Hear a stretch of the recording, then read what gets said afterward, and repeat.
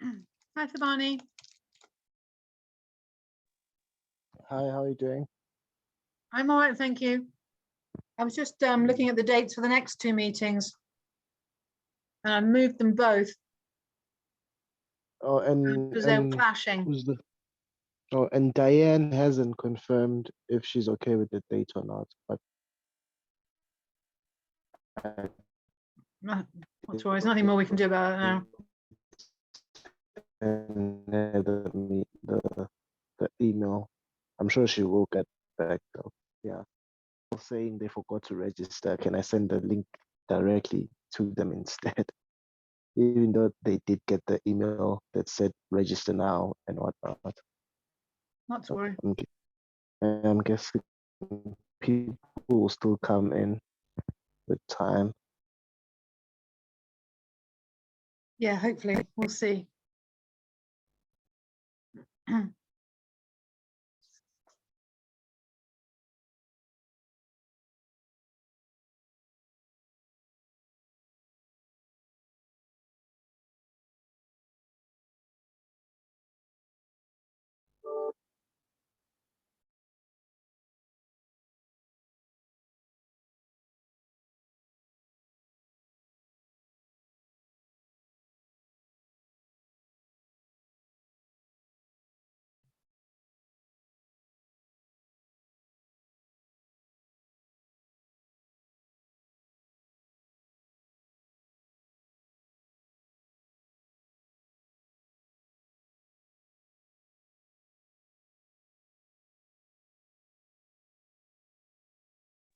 Oh, Kelly's made it. That's nice. Hi, Kelly. Hiya, you all right?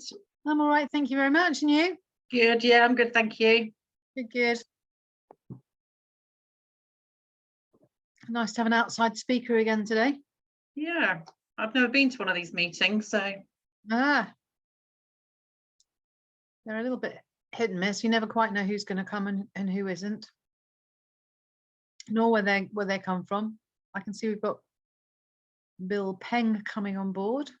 It's not a name I remember. Do you remember Bill Peng, Thabani? Hi, Bill.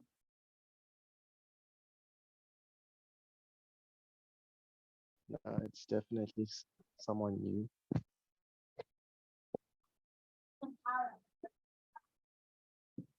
An iPhone. Because I'm sharing my screen, I can't see everybody coming on. So oh, that was the other thing we were going to ask, wasn't it? On the perhaps stick on the end of the agenda was whether people would want some kind of evidence of attending this meeting.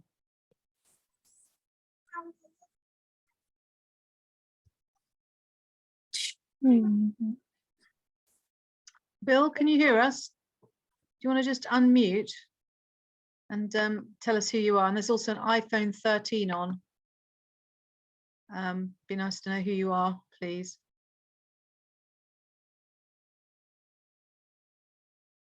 Just don't want to be getting anybody that's want to cause trouble, like I've seen on an MP's call before.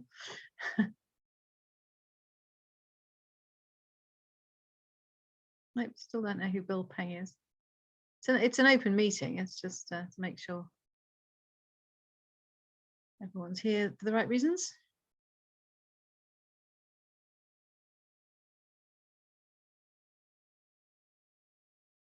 And Liliana, welcome.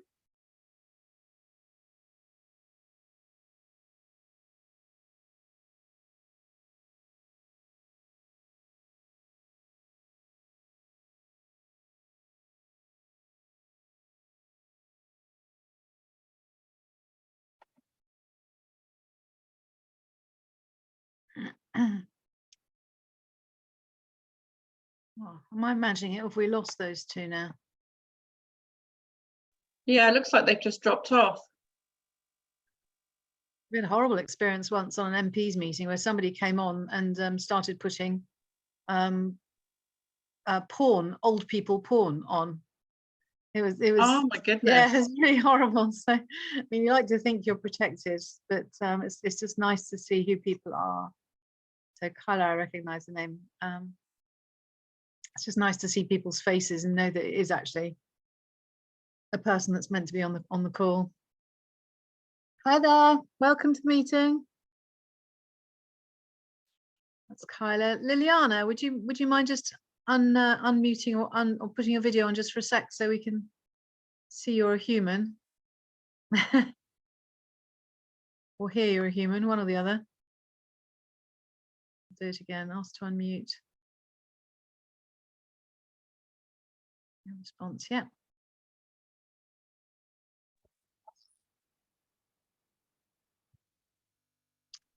And hopefully we're going to have Suzanne Gibbon on in a few minutes. She has confirmed she's coming today, so she should be on with us in just a minute.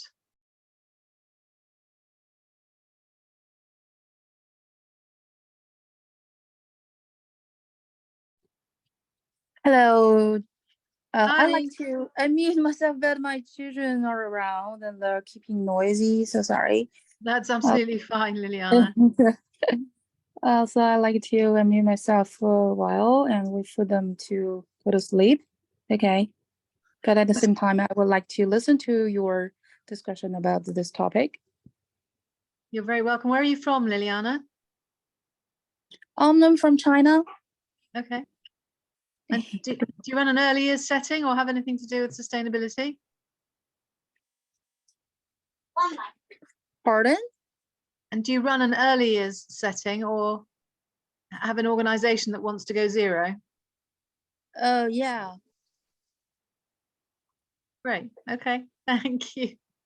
Just to know where people are coming from and how we can help.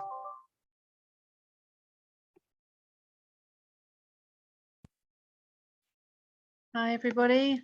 Suzanne's on. Welcome. Thanks for joining us, Suzanne. It's really great to see you.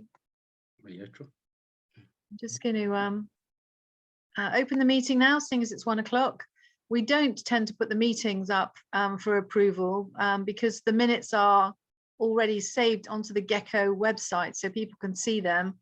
And if anyone's got any corrections, they email them in so we can get them corrected.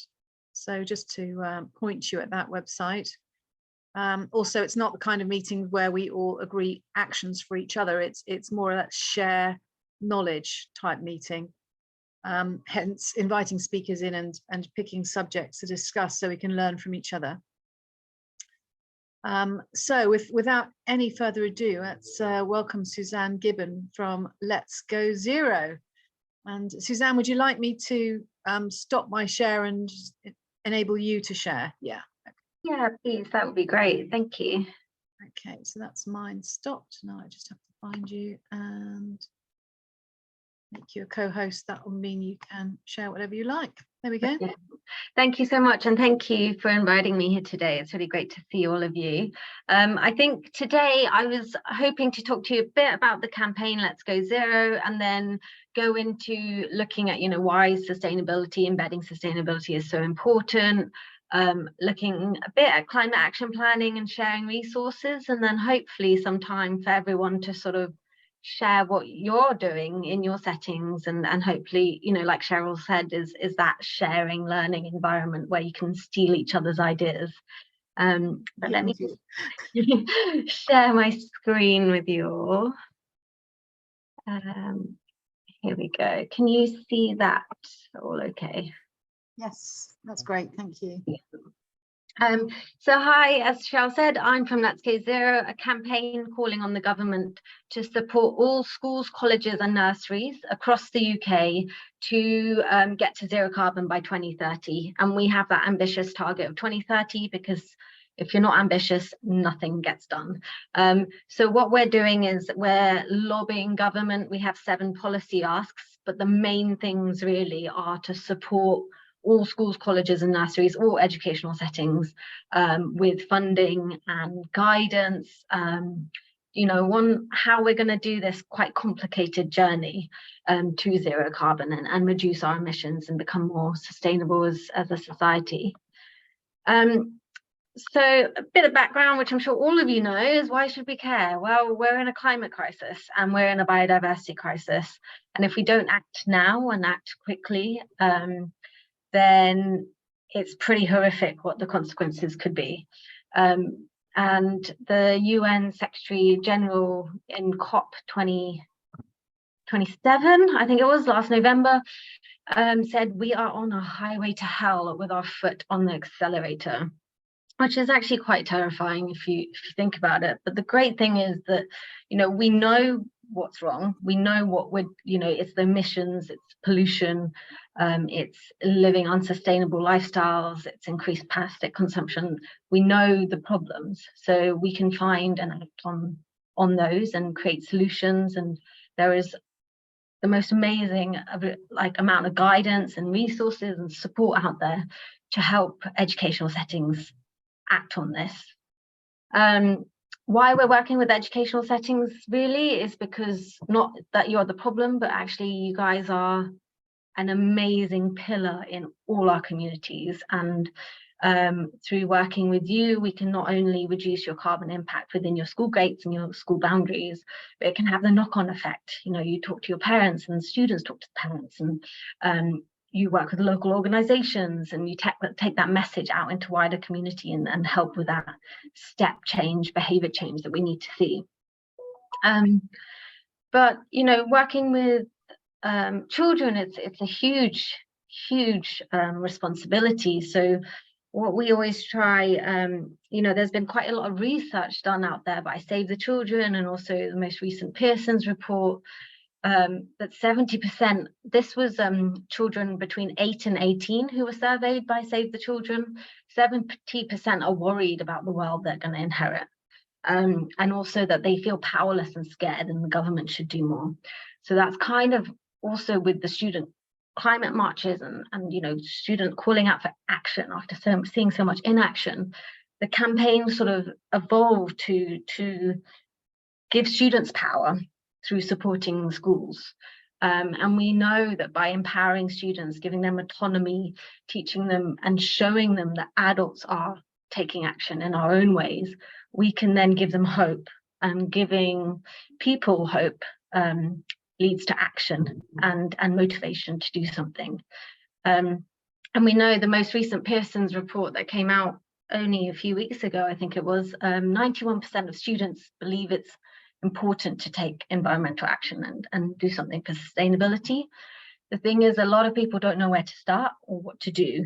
And so as educational settings, as education providers, we have that amazing ability to empower them and show them, these are the steps we can take in our local way, in our individual way, which if you have 7 billion people in the world doing that one action, you're going to make a huge difference. It's like, a drop in the ocean is nothing, but if you add them all up, you create a whole ocean. So you can really have that amazing reach and power by empowering students as well as the staff. So these are a snapshot of all the schools, colleges and nurseries across the UK who have signed the campaign. And by signing the campaign, they're just declaring to government that they want to act on the climate crisis, that they want to do something. It's not to say that they're doing everything already. It's just to show that intent and ambition, so that as a campaign, we can go to central government and say, hey, look, over 2,000 schools, colleges and nurseries, they want to do something, but where's the guidance? You need to, support with funding and support with that sort of more step-by-step guidance that we've not received. And if the government is going to reach their legislated net zero by 2050 target, let alone, reducing carbon emissions, I think it's 68% by 2030 and things like that, they need to start actually supporting organizations, schools, everyone to take those impactful decisions. So last year, the Sustainability and Climate Change Strategy was released by the Department for Education, which is a really, it's the first time they've ever done this. It's a step in the right direction. But of course, it didn't really go far enough in terms of that support. But there are a couple of things that people sort of need to be aware of when they're in educational settings, is that with increased legislation on net zero environment and nature, it is inevitable that we are going to have to ensure consistent reporting on activities of our sectors. So we anticipate that schools, colleges and nurseries are going to have to report on their energy use. And that is something that will be coming. Obviously, it's not required now to all schools, colleges and nurseries, but it will be something as a way of tracking carbon emissions. And then by 2025, all educational settings will have a nominated sustainability lead and put into place a climate action plan. Now, this is sort of what I'm here to do, and I'm hoping, because you guys are part of this network, you know, you've already got a sort of climate action plan in place, but having that nominated sustainability lead, whether it's SLT or staff member, it helps keep track of where you are. But it's not down to them to do it all. It's about creating a whole community of culture change within your organization. So it's not just that one person trying to lead the way, but it's all different departments and people doing it as well. So at the moment, it sort of looks a bit like this, like, where do you begin? There's so much cost, you don't have the funding, you know, where do we even start? But it's a marathon, not a sprint. So that's what we always say here at Let's Go Zero. It's a marathon, not a sprint. You have to really set like easy, manageable goals to begin with. You know, set a goal, even if it's just about gaining support amongst your staff members. That's your goal. And make a plan. How will you do that? We always say keep it simple. Start with really quick, easy wins. Start with things that can motivate all staff members to get behind, and give them autonomy over different projects as well. So it isn't just down to that one sustainability lead. They can keep track of how it's going, but it's about getting the whole organization on board and behind it. Stick to it, reach that goal, but don't forget to celebrate that sort of success and communicate that success. The amount of schools, when I say schools, I do mean schools, colleges and nurseries. It just saves me time having to say that all. But the amount of schools I talk to, and they are doing an amazing amount of just everything, but you can't see it anywhere. You can't see it on their website. The students don't know about it. It's not on display boards. Staff don't know that it's actually happening. You know, all the lights are actually LED. But actually communicating and celebrating that success so that everyone knows these are the things that are happening around the building, or these are the, you know, that staff members taking action on, they're going to lead on planting trees or growing vegetables or whatever. It's really about sharing that success, because it builds that momentum of becoming a community behind this and embedding sustainability. So this is sort of what we say. It's a whole school approach. It's everyone should get involved and get behind this. So if you have kitchen staff, if you have facility staff, you know, even the little ones in early years can get behind this, and they can come up with brilliant ideas as well. That can be very out the box thinking. But don't forget your parents and carers. I think early years, you know, you have as you go up in the year groups, you lose touch with the parents, whereas early years you have a really great sort of, you can form that foundation of the parents and getting them involved as much as possible, and tapping into the parents and carers. You know, they might bring their own expertise from different workforces that they're part of. So, you know, spread the message out of, you know, who would like to get involved and sharing ideas. You know, you might have a parent who does gardening or forest school that they would love to, you know, volunteer some of their time and support you through embedding that.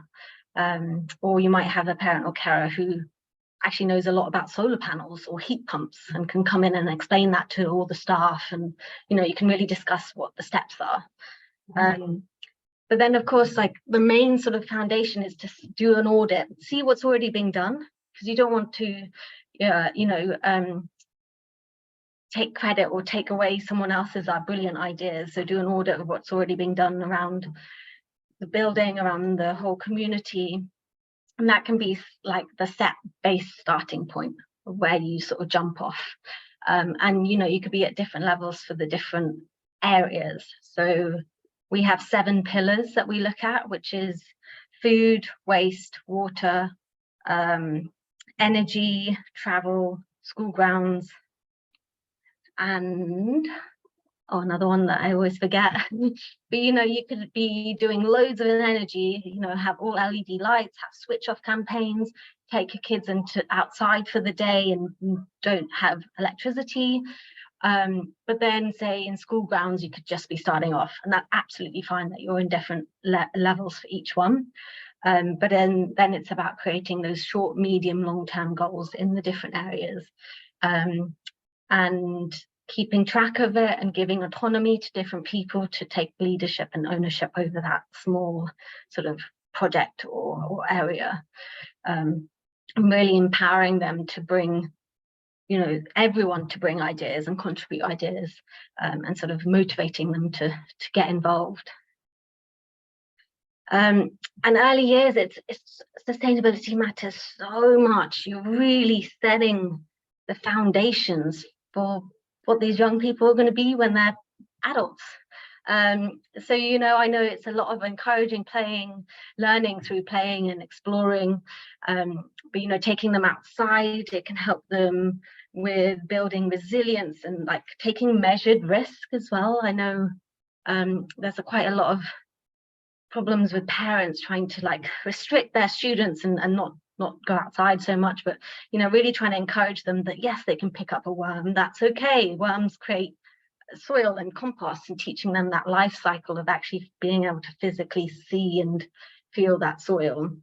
But then of course it's reducing emissions, and that is sort of done on a more higher top level approach. But you can talk to them through storybooks, and it's about the books that you read them, and why should we turn off lights? It's asking those questions, and then they take those messages home and tell their parents to stop turning the lights on when they don't need them.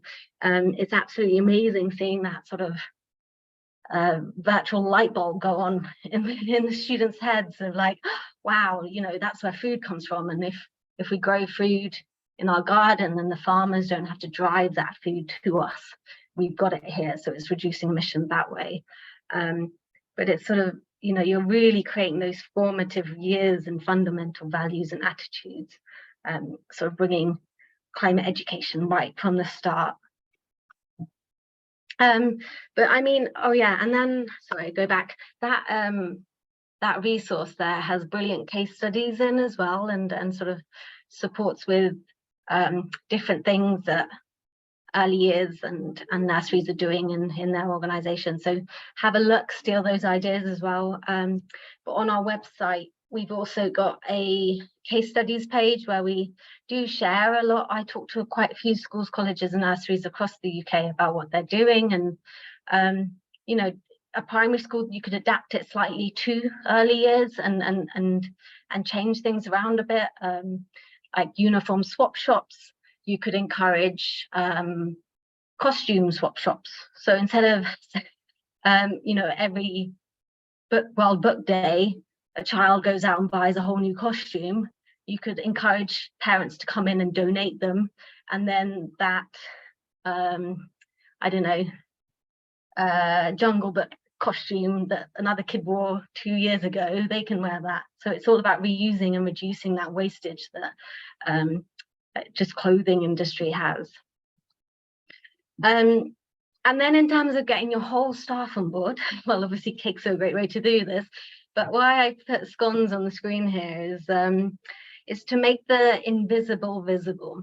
So the National Trust did a huge energy saving campaign a couple of years ago, and instead of just saying like, okay, we've saved X million pounds in energy, which can seem a bit like it's not tangible, it's sort of like, oh wow, that's just a big number. They said that they saved enough energy, which was the equivalent of selling an extra 90,000 scones in the cafe, which then everyone's like, whoa, like, you can see the scones in the cafe, you can see how much they cost, you can, add it together and it becomes so visual. So, if you are doing an energy saving campaign in your buildings, you can say, well, that we saved enough energy to keep this teaching assistant's job, or to buy these books, or to go on this little trip. you know, so make it tangible. See, make it so that your staff suddenly understand what it means to switch off those lights. It becomes a lot more tangible. And I know, I know this graph is awful and I keep meaning to change it, but make the invisible visible also by looking at your data and looking at your graph. So this was for a school in I think it was 2016 to 2017. They did, the blue line was for 2016 of their gas. So as you can see here, I don't know if you can see my mouse, but December 21st to 30th of December, their heating was left on over Christmas. Now, no one would know because no one was in the school.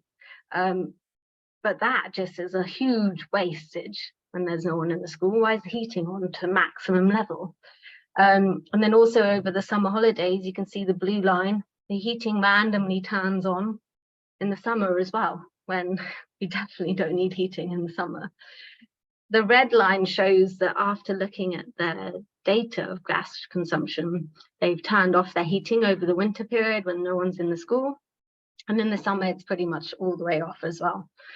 So just by looking at your data of your buildings, you can really see that, you know, making that invisible visible. So you can sit at home and say, yes, definitely know the heating's on or the electricity's turned off.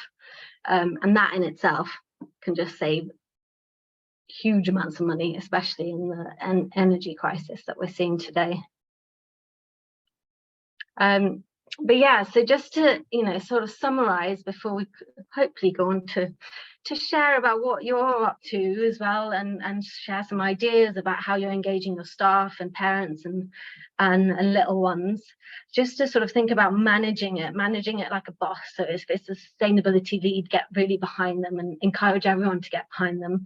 But it's not only to do with that one person, you know, the whole organization needs to get involved. So engage your staff, engage your parents, engage your students, really give them autonomy over projects and encourage new ideas and out the box thinking. You never know, you might get a parent who says, oh, this, you know, funding opportunities come along, we should definitely apply for it. And then make the invisible visible. So make those cost savings tangible to your staff members, so it encourages them to keep going. And you know, look at your data, look at your energy data, look at those graphs. I know it's horrible and boring, but it really does make a huge impact in terms of you can see what's happening in your buildings. And of course, don't forget to ask for help. So there is a huge amount of help out there.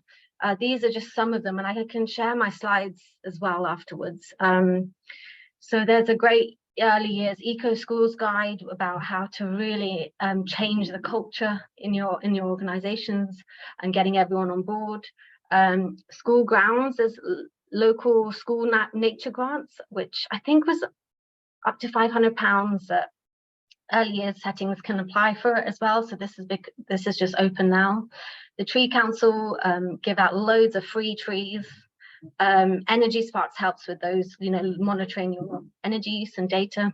And then I know Ministry of Eco Ed, they were here last time about their sort of curriculum links and embedding sustainability throughout everything you teach.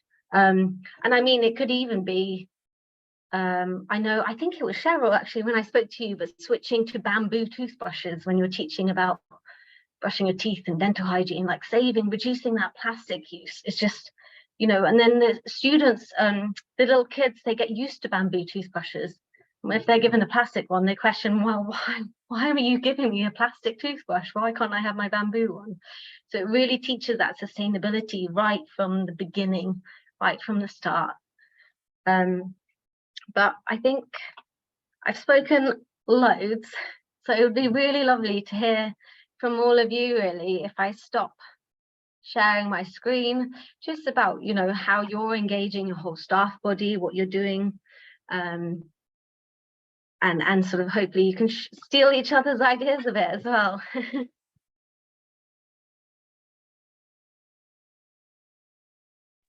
Lovely, thank you very much, Suzanne. That was really good. I particularly like the idea of us trying to be more visual with our sustainability achievements, because there's no doubt in my mind that we do a lot, but we don't share those achievements enough. But I suppose on the other hand, life's not perfect. You know, even the bamboo toothbrushes, yes, they're better than plastic ones, but we don't make bamboo in this country. No. Unfortunately, it grows generally in China, which means it's got to be made in China by who knows whom, and then shipped all the way over here. So so it's not the ideal solution, but we felt it was better than virgin plastic. Hopefully something better will come along, but one of our big problems is that when you look at a supplier's catalogue and you want to work out, well, what's the most sustainable product, not very many suppliers are giving us that information. So we'd like to be able to see what the carbon footprint is, and, you know, how sustainable the sourcing is of every product. But they're just not doing it yet. Some are, you know, Gompels have started doing it. Others have started putting in footprints of transport, but we're still a long way off. So we can't make some of those decisions as well as we'd like to. And I wonder if that's on your agenda for bringing up with the government. How can schools be more sustainable if we don't know how sustainable our resources that we want to purchase are? Yeah, so it's a lot. Yeah, we're asking for sort of sustainable procurement practice, like, you know, what organizations are sustainable, asking suppliers to supply that information of where do they get all their products from, how do they ship it from A to B, are they using electric vans or is it all diesel lorries? And the good thing is, the more you ask for it as a consumer, the more suppliers will think, oh, there is a cultural shift, there's a change, we're going to have to start to be competitive, we're going to have to start showing our green credentials with it all. So we always say, you know, we ask our students to question and challenge and continue to learn, so we should do it ourselves. If we don't know how green something is or where it's coming from, just starting to ask those questions is a really great way of challenging the norm and becoming more sustainable. One school I spoke to got they had fruit delivered every day by an organization, and they called them up, got the students on the phone, and all the fruit was wrapped in plastic. Sorry, they called them up. I know, got the students on the phone, and the students said, we don't want our fruit wrapped in plastic anymore. And these were bananas and oranges, and I mean, you know, things that had skins on anyway. And after quite a bit of hassling, the organization now ships the fruit in cardboard boxes, so at least the cardboard can be recycled and the fruit just comes loosely, which is brilliant. Yes, it sounds like a great step forward, and nice that they've really engaged. And even, you know, the Tesco's of this world will deliver in a crate with no plastic bags and then take the crate away and keep reusing the crate, which is even better than in some ways than giving us cardboard, which we've got put in the bin. But I did hear that there was, with the plastic issue, one of the reasons they wrap in plastic is because then they can surround the fruit with carbon dioxide. And if they can surround the fruit with carbon dioxide, it lasts much longer than if oxygen gets at it. So they're arguing that there is less waste of food as a result of their wrapping. But I haven't seen any evidence to prove that. But you can see it at home. As soon as you open a bag of like spinach leaves or something that might have a sell-by date that's quite a long time, as soon as you open it, it's gone in a couple of days. Whereas if you leave it in its bag, you know, it might be all right for a week or more. So even that, there's no straightforward answer, is there? Other than if you're going to eat the fruit, order the fruit and order it not in plastic, you have to eat it straight away. Yeah. Or maybe get frozen fruit, which is A, cheaper, and B, lasts longer, but then you're using electricity. Yeah. Plastic bags. Sam, go on, I'll shut up for a bit. I went to an interesting sustainability lecture last week, and he was talking about one of the biggest impacts that schools have and could not have. It doesn't apply to us in the early years sector. I just thought it was an interesting comment, was having white shirts in their uniform and how damaging for the environment it is to have that cheap white fabric that's produced abroad. And actually, if all schools just swapped to beige or off-coloured shirts, and actually if we all did that, and then if all hotels swapped as well to beige sheets and towels, and we could all just accept that, that would have an enormous environmental impact really quickly. And yet, isn't it interesting? That is just a cultural thing to accept that things don't have to be white.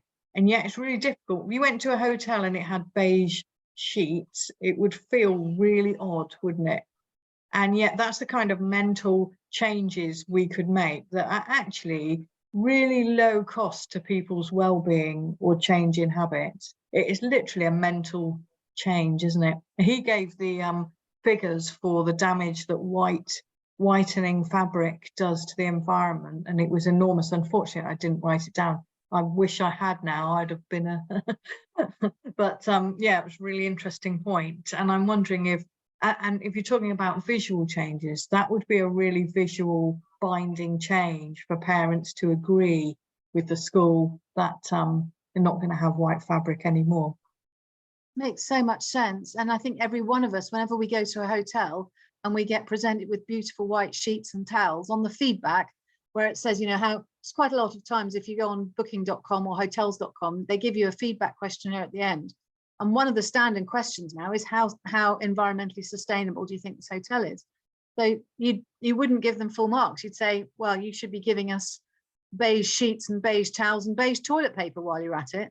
Yes, instead of using all this bleach. Toilet paper too. If you look around at everything that's whitened, it's an enormous impact for what?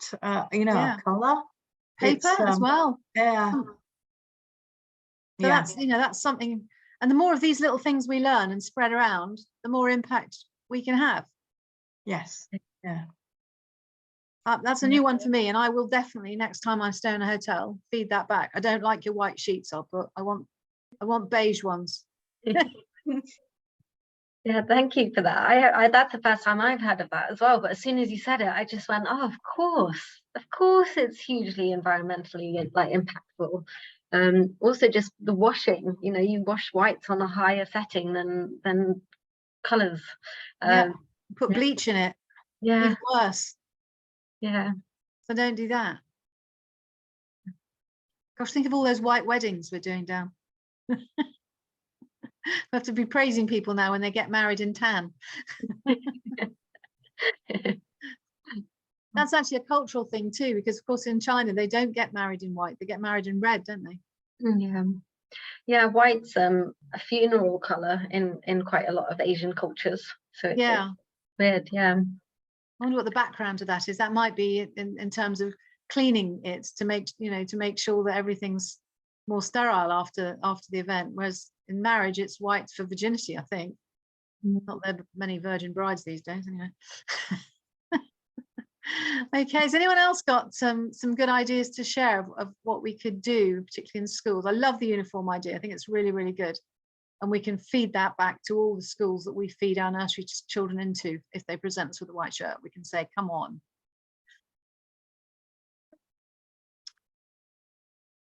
Emma, you're leaning forward there. Have you got a suggestion to make to help along the zero?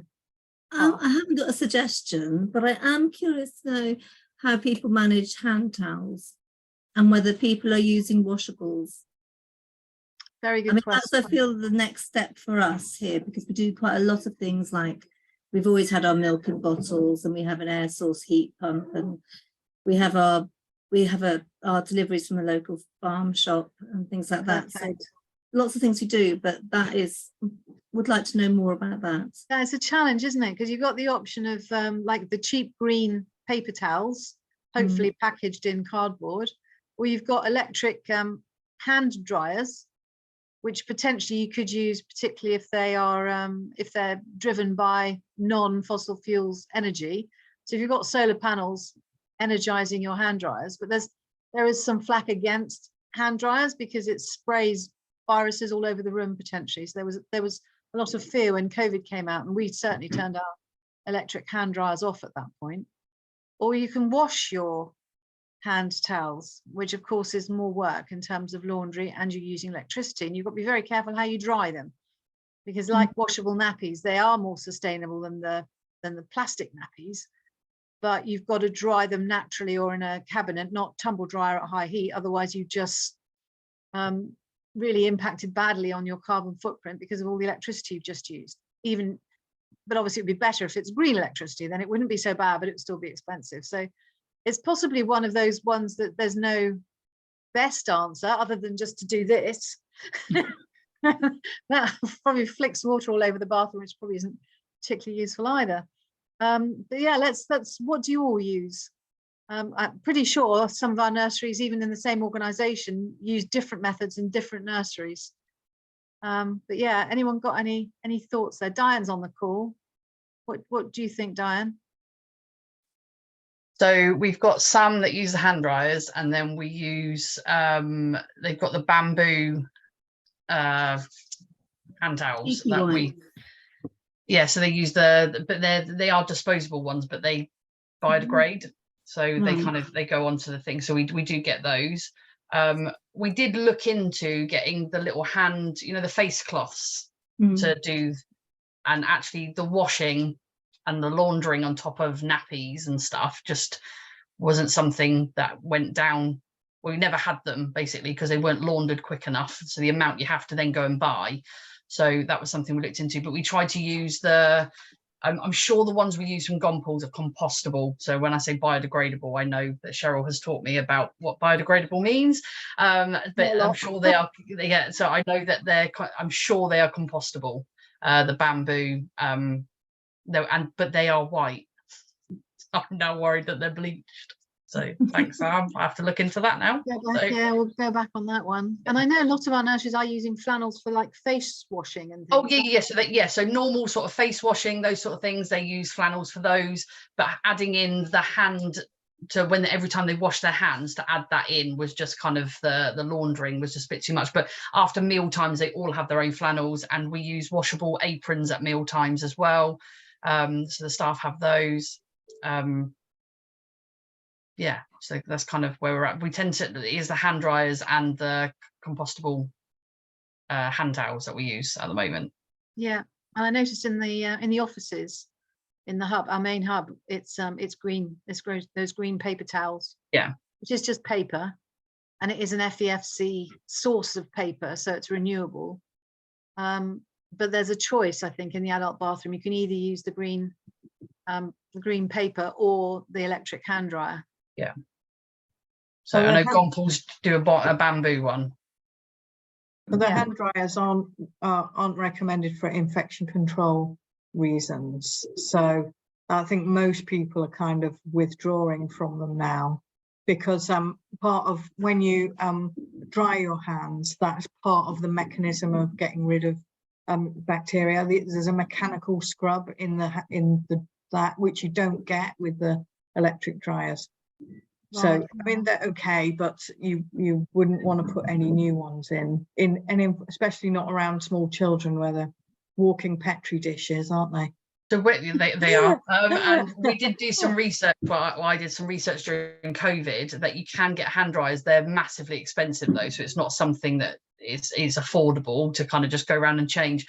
They've got a HEPA filter in there, which has the stuff in there to basically kill the germs and bits and pieces that's blowing the air through, but that doesn't stop if they haven't washed their hands properly, which we work with children, try and encourage them that they're just blowing that. So actually, yes, you're getting nice filtered clean air, but actually the stuff that's splattering off them onto the walls isn't kind of always that antibacterial. So and it's in the motor service stations, they're still using blowers, aren't they? Yeah, so they have you see lots of our hand down ones, the enclosed ones. They're saying they are the best, they're the better ones to use, and they've got the HEPA filters in because it pulls the air and all the stuff into the system. So then, but like I say, everyone would love a Dyson hand dryer, but they're massively expensive. So yeah. Do you remember the days of having the towel that you pulled down off the back of the door? Yeah, and then when it's got to the end, you just use the least wet bit. Yeah. Yeah. Sorry, that probably wasn't very helpful. Yeah. So, but yeah, that's what we're currently using at the moment. Yeah. Anyone else using anything? Sorry. Well, we just use green towels that come in a paper wrap. Yeah. The cardboard box. Green paper. And then when you're done with them, do you put them in general waste? Sometimes I put them in the compost, but we've only got a wormery, so that we can't really put that much in there. Not much space is there for all the green clouds you get through. I know we've contacted our bin suppliers and they will recycle the paper towels. So you can put them in the Even when they've been recycling used? bin. Yeah, so I know that the bin supplier we had, so it might be worth contacting your bin supplier just to say that if we put paper towels in there, will you recycle them? And they've said, ours have said, yes, if you put them in there, it's paper, we'll sort it out. That's wonderful, actually. That's really helpful, because the more stuff we can get into recycling bins instead of general waste, the cheaper it is for us. And the more likely it is that they will actually recycle stuff, although they obviously don't recycle everything that goes in the recycling bin by a long way, but at least it'll prompt that, you know, if they see lots coming through. That makes a lot of sense, doesn't it? They're all burnable. Obviously, we'd rather they composted them or something, but that's out of our control to an extent, isn't it? What do people do about food waste? I mean, we obviously some raw things can go into our compost, but I contacted our council to see if we could have like a food waste bin, and that was only for homes. Yeah, we have to pay commercial waste collectors to collect our food waste, and we certainly do that on the big sites and where we've got big kitchens, because then we generate a lot of food waste. It's some settings are lucky enough to have something like a pig farm nearby, and there are some areas where they'll actually pay you to collect your food waste, but we haven't found one near our nurseries. That's more common when you've got a restaurant, but obviously if that is the case, then that's perfect. And then the food waste generally goes to anaerobic digestion, where they can put it all in a big container thing and produce energy from it or something. I think that's what happens. Suzanne's nodding knowledgeably about this. Go on, Suzanne, I'm sure you've got something to say. Yeah, I mean, a lot of where I live, all the food's collected, the council collects it from our homes and it goes into an anaerobic digester that then turns it to energy and then mulch for like just compost, basically. Yeah. But I just wanted to mention, so the legislation around waste is changing. It's in Wales, it's changing this autumn. In England, it might, I think we're anticipating it to be spring next year. And that will mean councils need to supply collection points or collect from educational settings. So that is coming, but RAP, who is a waste charity, they're gonna sort of put out guidance on that and what to expect when that change comes. So just to keep an eye out on them. That'd be wonderful. We just need to make sure that day nurseries and the PVI sector are tacked onto the schools thing, because otherwise the schools will get their food waste collected and the day nurseries won't get theirs. But they keep forgetting us. Yeah. It's just being aware though with the food waste, I don't want to be a Debbie Downer, but kind of that it's only because I challenged it with my food waste. We have food waste now in Portsmouth, and I asked them what they do with it, and they don't mulch it and put it for compost or send it to a farm. It's kind of all right because they have it into a basic combustor that makes electricity from it, but actually they don't have anywhere to deal with the amount of food waste they're getting, so it goes into the waste. So it's not always, the councils aren't always as honest and showing until you actually question it and ask, basically, so where does it go, where are you sending it to? That's when you start finding out that actually it's not, we might as well just put it in our black bins. We're just putting it in a separate bin. It's going to the same place. It's just a different bin truck that's coming round. So it's just kind of worth challenging your local authorities as well as to where that is. Where's it going? They should tell you. I know it's difficult in Portsmouth because they've got sea on 3 sides. Yeah. So it's difficult to get everything off. It's basically an island. It's just got a narrow bit at the top. So it's difficult for Portsmouth. But that doesn't mean we should excuse them.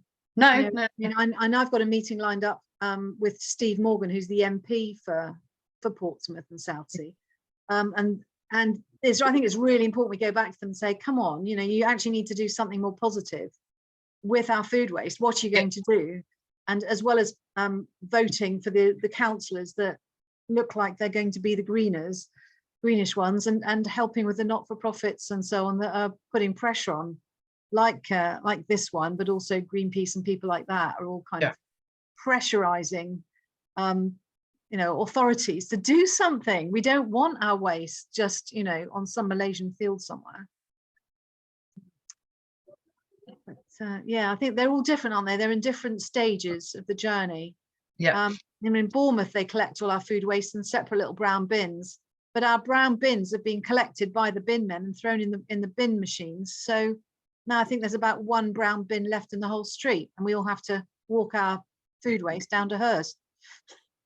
Yeah, so we've got the separate bins, and you put them out with your general waste. Yeah. And then they basically tip it on top of the general. They've got a separate compartment though, apparently. Oh, okay. So that's Not how they quite deal bad. with it. So it's in half. But I can't, when they say that it's separated, it's not. It's in the same. There's no way that the bin men then basically block bit off and pour out the food waste and then the bin bags. It all just goes into landfill.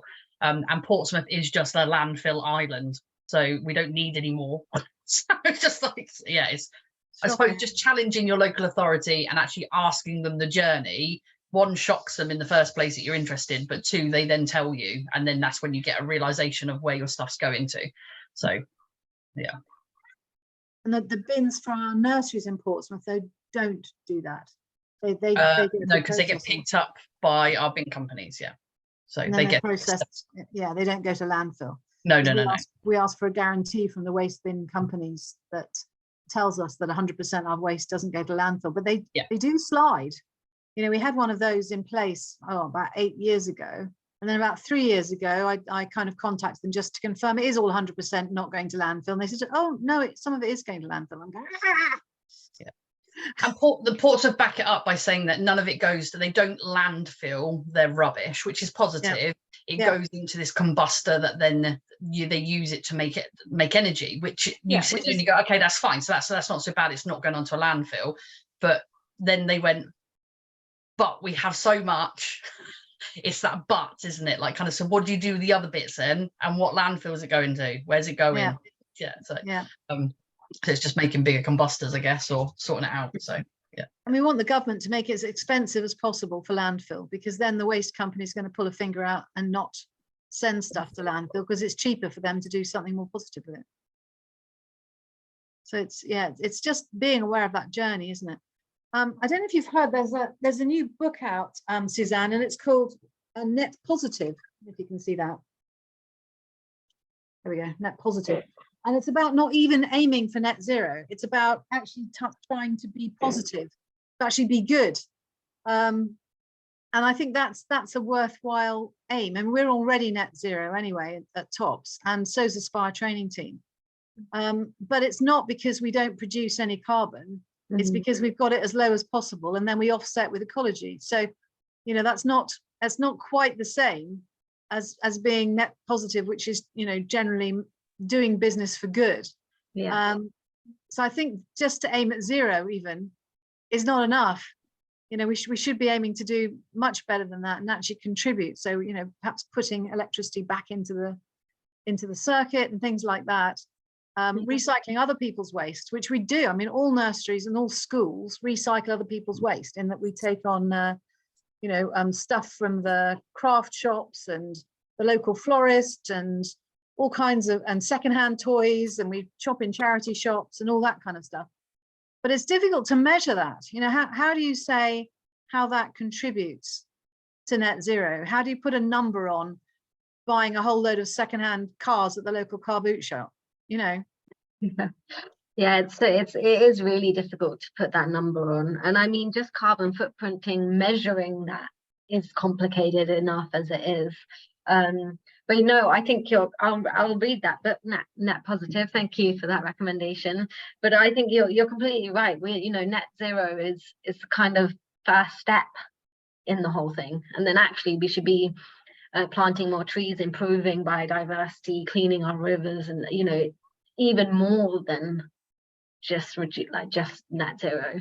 And actually what we say is zero carbon is because we're trying to reduce real life emissions now first, and then offset. Whereas a lot of government policy language is just offset, you know, keep business as usual and keep offsetting, when that doesn't go anywhere. It's a cop out, isn't it? And especially if the value of that carbon is very low.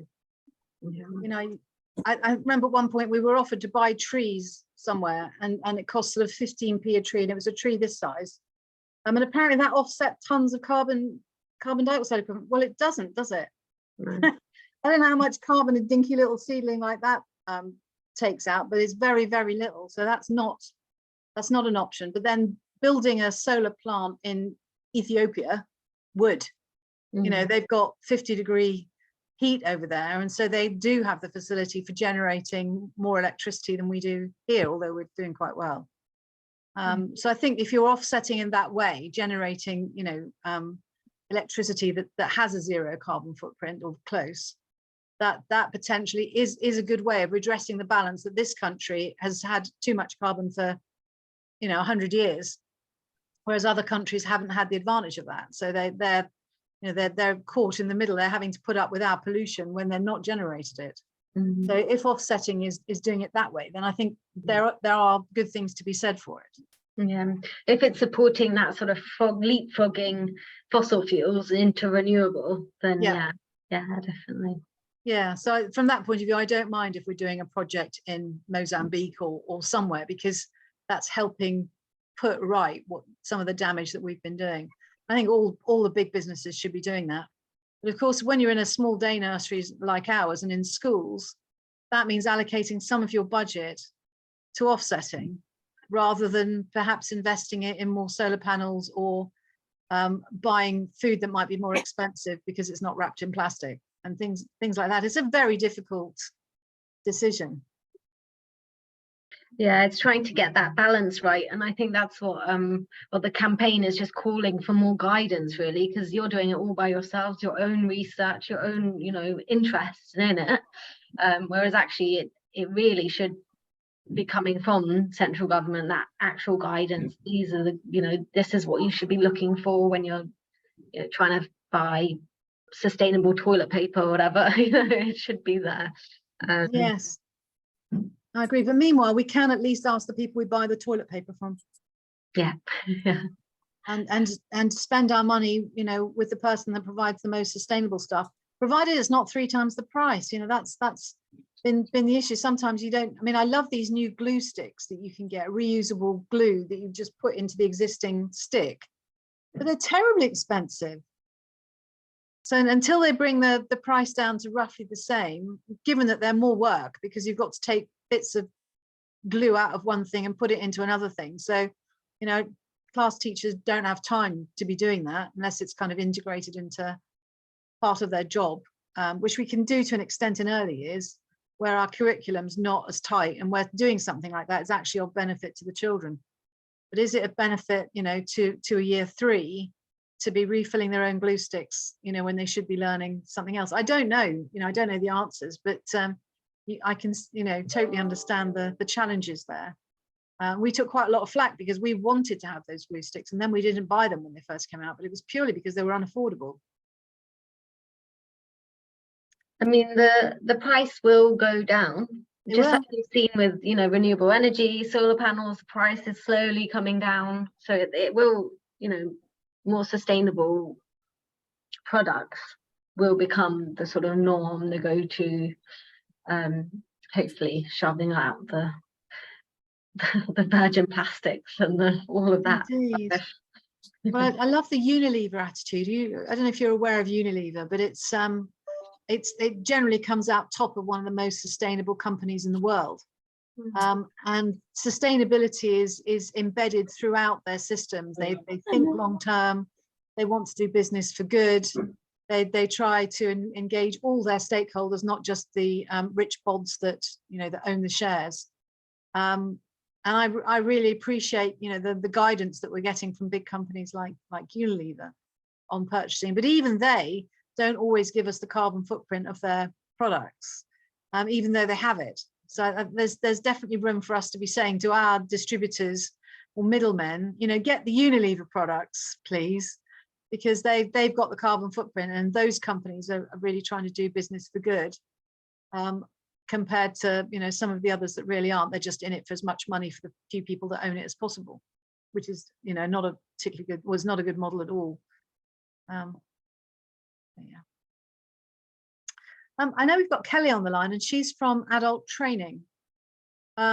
Is there anything from your organisation for training providers, work-based training providers?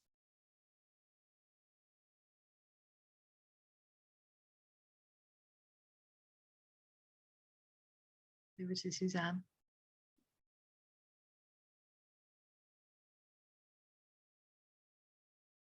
I can see you, Suzanne. Can't hear you. Oh, sorry. That's the question.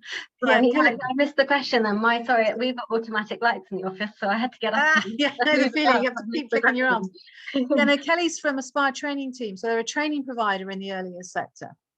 Would you? I don't know if you've got any training providers registered with you, or is it just schools and preschools and colleges? It's just yeah, early years schools and colleges. I'm trying to think if we've got any sort of guidance for. So one of our policy asks is to embed sort of sustainability throughout all sort of careers guidance, throughout all CPTs, throughout sort of make it the norm.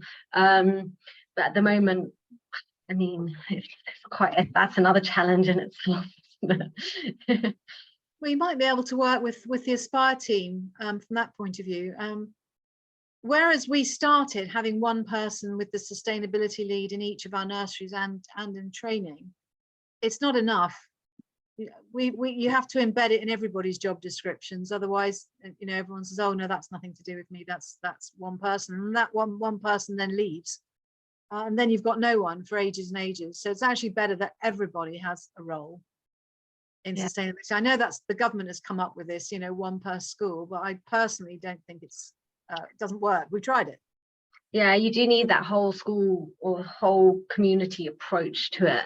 And I think one, who was it? It was a HR, sustainability and HR workshop I went to, and they said embed it into every job description, like you said, so everyone applies to the job. They see it as, what can you do for sustainability? What can you bring? What ideas can you bring forward to support our organization to become more sustainable? And then that way, anyone who's applying for a job for any nursery, early years, whatever organization has read that as something that's priority, and then we'll bring it forward as well. And so it's not just, you know, then it is everyone's responsibility because it's in their job description. Yeah. And if you interviewed for that by asking them those sorts of questions in interview, you could actually ask individuals, well, do you know what your personal carbon footprint is? Because of course, if you don't know your personal carbon footprint, then are you that interested? Or it's just, you know, what are you doing as an individual to become that's a gentler question, isn't it? Yeah. Then you might be recruiting vegans and vegetarians, which actually is going to help promote being sustainable within the organization, because they're already on the journey, although they might be on the journey for different reasons. That's but we've also found it's good for recruiting new parents and children, you know, interested in joining an organization that thinks long term, that wants their children to thrive in 30, 40, 50 years time, rather than just till the next election in 3 years. Yeah. I mean, that's why I keep encouraging, you know, schools, colleges, nurseries to put it on their webpage. So, you know, potential prospective students and families, this is really key. It's an important subject to them now. And so if they see it advertised, it's going to be more, you know, you'll get a lot more demand, and, you know, people want to come to your nurseries. Yeah, excellent. I don't know if you've seen the messages. Kelly's just sent me a personal message. I am going to share it with you if you don't mind, Kelly. And that's Aspire have white shirts as part of their uniform. We might need to change that. Yeah, and it's an easy change to make, isn't it? It doesn't necessarily need to be done overnight, because that would be wasting good white shirts. But it's something that could be done, you know, over time as they get new. Don't buy any new white shirts, and have a discussion with the staff and say, you know, this is the advantages of not having white shirts. What do you think? Do you think it's a good idea that we go for, you know, a different color or more natural color or whatever, and try and get sign on? Because what we don't want to do is aggravate everybody. You know, if they've chosen white shirts, they've probably got a reason for that. So you need to counter that, kind of sell them the idea of something other than a white shirt, which I'm sure you could do, because they don't mark as easily, do they? So they are actually easier to wash than white shirts. You don't have to be quite so worried if they're going with your pink bra. They're not see-through. I mean, there are lots of advantages, aren't there, to not having a white shirt that you could use. And is that an important part of professionalism, look at a white shirt? No, I don't think it is. You know, if you look at you know, the Prime Minister, he doesn't necessarily wear white shirts, or does he? So yeah, you could start judging your politicians on whether they wear a bright white shirt or not. And if they do wear a bright white shirt, you say, well, you're not sustainable as, you know, you might be saying the sustainable things, but actually you're not as sustainable as you think because you're wearing a bright white shirt. Okay, so has anyone got any more questions or comments for Suzanne? Suzanne, can we help you in any other way? Otherwise, I'll share our agenda back up again. No, that was brilliant. Yeah, really great to sort of hear what you're up to, really. And I love the white shirts comment. I'm gonna take that with me now. It's amazing, isn't it? Yeah, and that's, for me, it's a big plus. I mean, you think I know a lot about sustainability. I did not know about the white shirts, and it's so obvious when you say it. Yeah, brilliant. Thank you very much. That was a Sam, and that's because Sam went and attended another one of these workshops. So, you know, it's the use of attending these kinds of webinars and discussion groups is immense. So I've just popped up the agenda, really because I just wanted to sound you out for the next couple of things. We've got a couple more meetings scheduled, Wednesday the 20th of September and Wednesday the 22nd of November. Diane said she'd be happy to bring together her resource pack, which is for children type activities by the Sustainable Development Goals. So going through each goal one at a time. So she's going to present the whole pack for us. You can also see it on the gov.uk website because it's been shared there, along with some stuff from LEAF as well, because they're also on the journey. And we've asked LEAF if they'll present, haven't had that confirmed yet. But the other thing that did occur to me was once we'd done a kind of overall introduction to all the SDGs and pedagogy curriculum around that, is that we might start looking at them goal at a time. There are 17 goals that would keep us busy for several years. But it's a process we've started ourselves in TOPS, obviously starting with the SDG 4 quality education. But there's some really relevant ones like the well-being one, health and well-being, and many others, you know, in terms of resourcing and water and land and all kinds of things that I think would be really useful. And again, I think like today's session, we could come up with some really good suggestions of things to share with each other and build up a resource, because obviously we record these meetings so that other people can watch them as well. So before I do that, does anybody think that's a good idea or a bad idea? Either, you know, put your mic on or make a comment. Or is there anyone else that you'd like to hear speaking? Because we've, you know, over the past few months, we've heard all kinds of things, from sustainable bankers to sustainable waste, resourcing. We've gone through kind of a lot of the general subjects. And I was beginning to run out of ideas and people to speak. So what do you think? Should we do SDGs one at a time, or have you got an alternative suggestion? More than happy to listen and do whatever you want.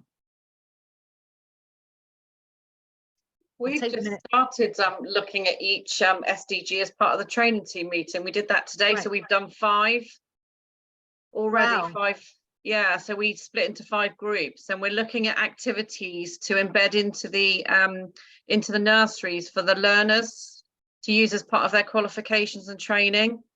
And then the plan is once we've covered all 17 goals, to put it into a PowerPoint presentation with a list of all of the activities and ideas to be used for the trainers, and then we'll record it as like a webinar. I think that's an excellent idea. So have you already had a look at Diane's resource that she's published? Yeah, so we're cross-referencing that to the activities, as well as using Flourish. So there's a few things in Flourish as well that that we can use.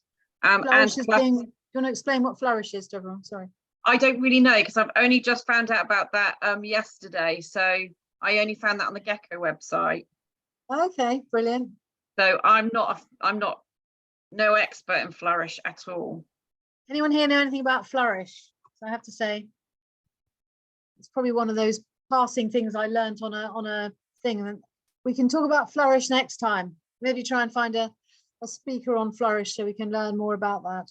I know there's different levels, and then you can do it like at the children's level. Then you've got communities and then adults. So there's different stages to Flourish. Okay. But we've just taken, because it's mapped also to the SDGs. Excellent. Yeah, so we've just taken like a snapshot from it, but it's very much early years and school level, whereas the NCFE is more in depth. Yeah, okay. Well, maybe we can look at Flourish and Diane's resource next time. See if we can find out a bit more than that. I mean, from my memory, Flourish was kind of more an online resource, wasn't it? I'm not, like I said, I've only just come across it yesterday, so I only took a tiny bit from the Flourish site. Okay.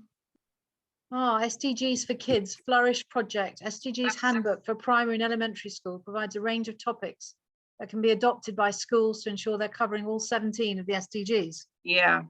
Yeah, that looks really good. Solitaire Townsend. Suzanne, have you heard of that at all? Being promoted by Montessori Europe. They're free. Yes, it's a Montessori tool. I'll have to have a look. I'll look at it. Yeah, thank you. It's started in 2021, so it is very, very new.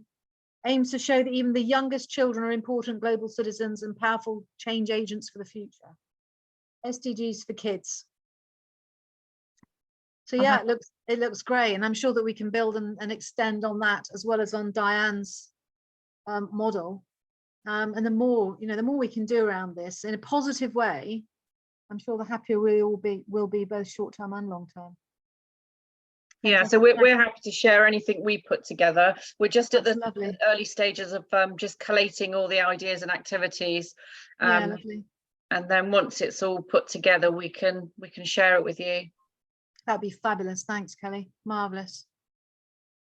Okay, so I think that's it for now, unless anyone's got any last questions or AOB they'd like to bring up. No. Okay, well, I'll close the meeting then, and thank you very much indeed, everybody, for coming. And we will share it on the Gecko site so you can refer back to it if you would like to, or if you want to recommend somebody else to it. But thanks, everybody. Have a good rest of the week. Thank you. Bye-bye. Bye. Okay, bye.